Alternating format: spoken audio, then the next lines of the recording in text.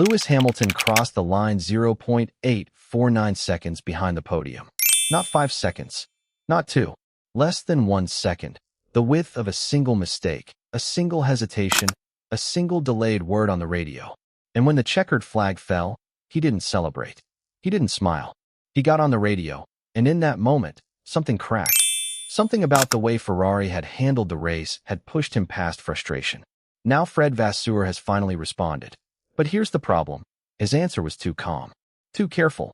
And the more measured a response is to a moment this raw, the more you have to ask, is that composure, or is that a team that already knows the truth and doesn't want to say it out loud?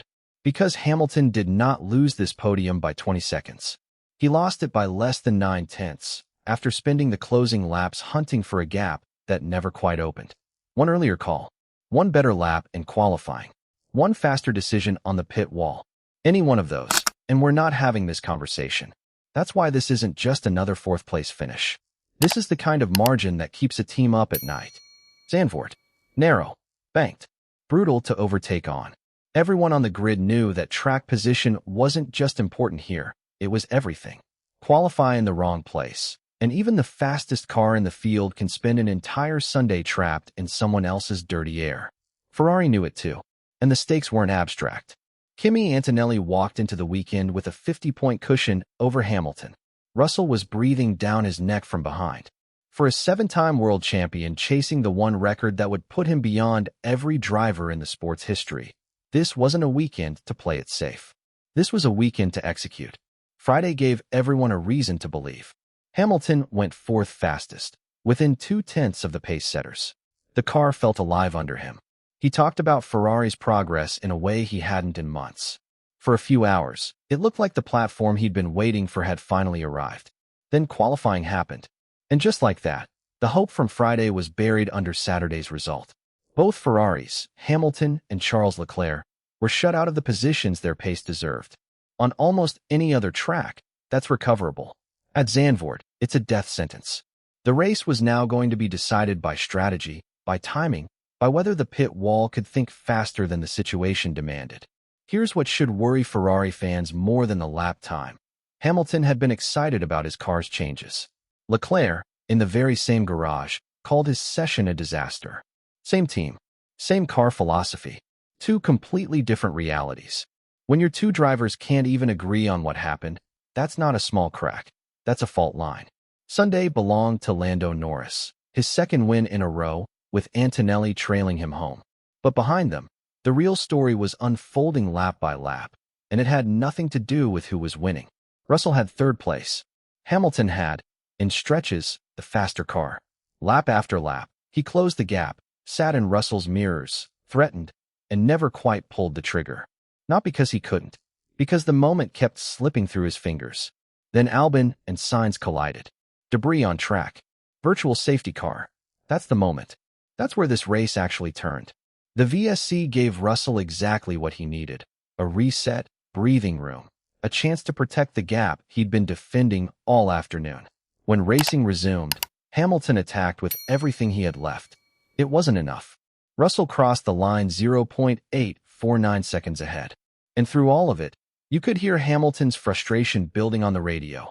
Not just about the gap to Russell, but about how Ferrari was handling both its cars at once. When he caught up to Leclerc, the team hesitated. You could hear it. A beat too long deciding what to do.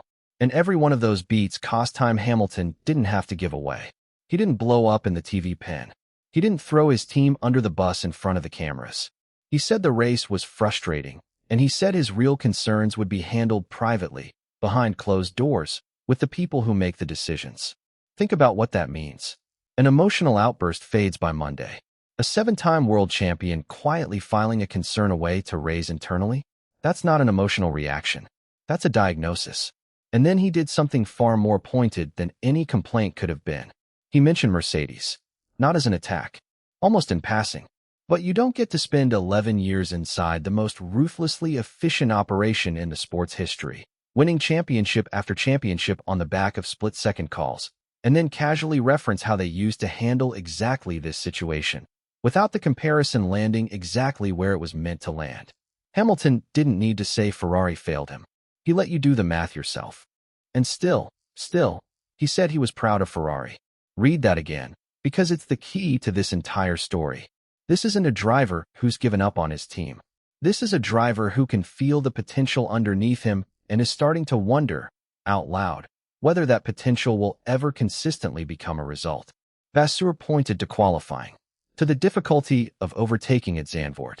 And on paper, that's a reasonable explanation. Start further back, and the race gets exponentially harder.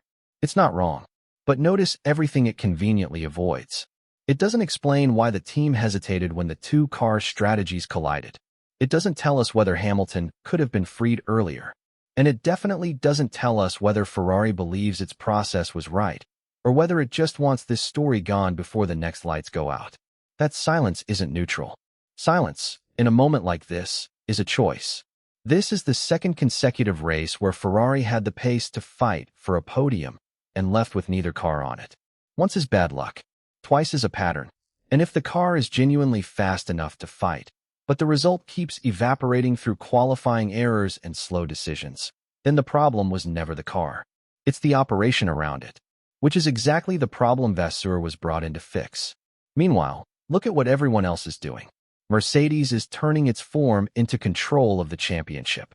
McLaren is turning pace into wins, race after race. Even Williams is out-executing teams with bigger budgets and longer histories. Ferrari isn't just being measured against its own standard anymore. It's being measured against rivals who don't hesitate when the moment arrives. And the standings are already keeping score. Ferrari lost more ground to Mercedes in the constructors' fight. Russell has now pulled level with Hamilton in the Drivers' Championship. The man Ferrari signed to deliver an 8th title isn't just chasing Maranello anymore. He's fighting to stop the second Mercedes driver from passing him too. 0.849 seconds. That's not just a gap to Russell.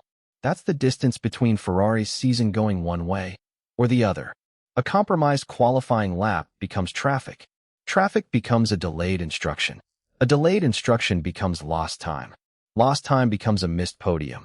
And missed podiums, stacked up over a season, become a championship that quietly slips out of reach. Not with one disaster, but with a dozen moments exactly like this one. Hamilton isn't just racing the drivers around him anymore. He's racing the calendar. He's racing a shrinking number of opportunities to prove this move to Ferrari was worth making. And no amount of raw speed will save that if the team can't be decisive in the moments that actually decide races. So here's the real question, and it's not the one Vasseur answered.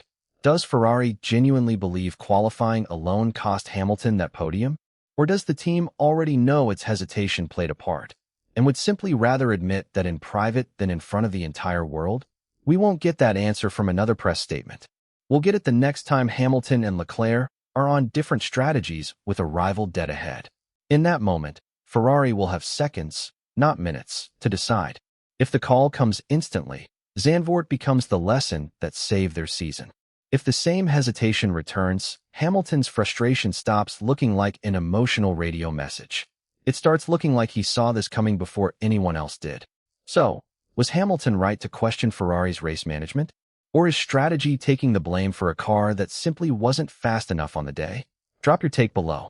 And if you want to be there the next time Ferrari's under this kind of pressure, because there will be a next time, subscribe and turn on notifications. The next split-second call might tell us more about this championship than anything Vasseur is willing to say on camera.